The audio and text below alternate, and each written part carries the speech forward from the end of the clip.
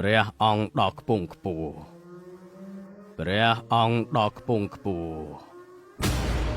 ព្រះអាឡាដ៏អង្អាចទ្រង់លឺអ្នកដែលលើកដង្កើងទ្រង់ព្រះអាឡាដ៏អង្អាចទ្រង់លឺអ្នកដែលលើកដង្កើងទ្រង់ព្រះអាឡាដ៏អង្អាច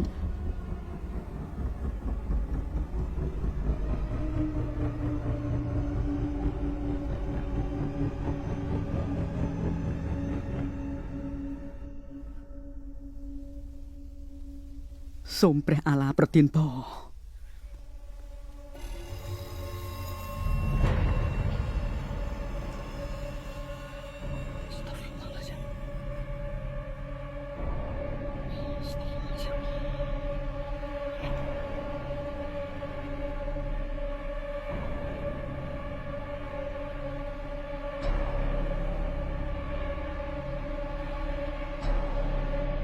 ព្រះអាឡាដ៏អង្អាច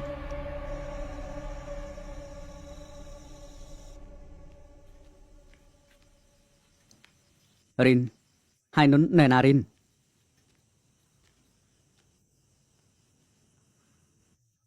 តើមានរឿងអីទៅបាកាឯងនឹកឯនុនមែនអត់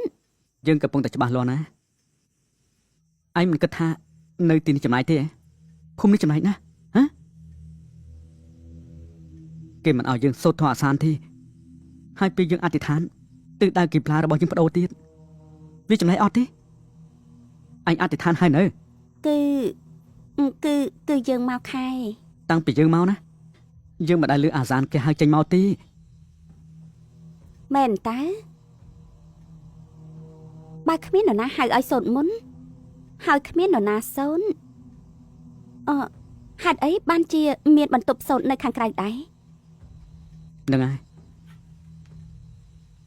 បែបអាគារនេះធ្លាប់ប្រើប្រាស់ពីមុនមកតែក៏ដូចជាមានរឿងរ៉ាវផ្សេង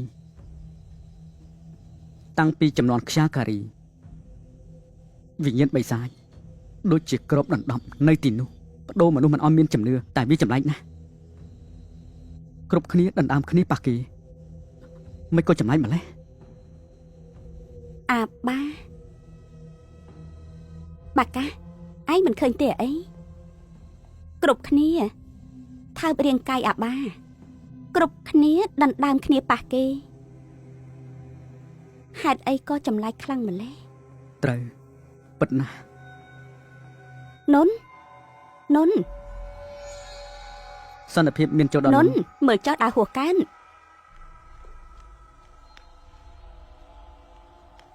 នុន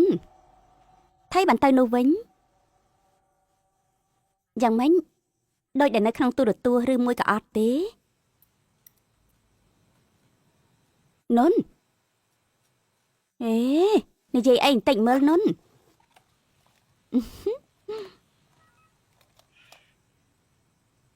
នុនយ៉ាងម៉េចហើយពេលនេះឯងស្បែកតាន់ដូចជាអាបាហើយនៅនុនយេ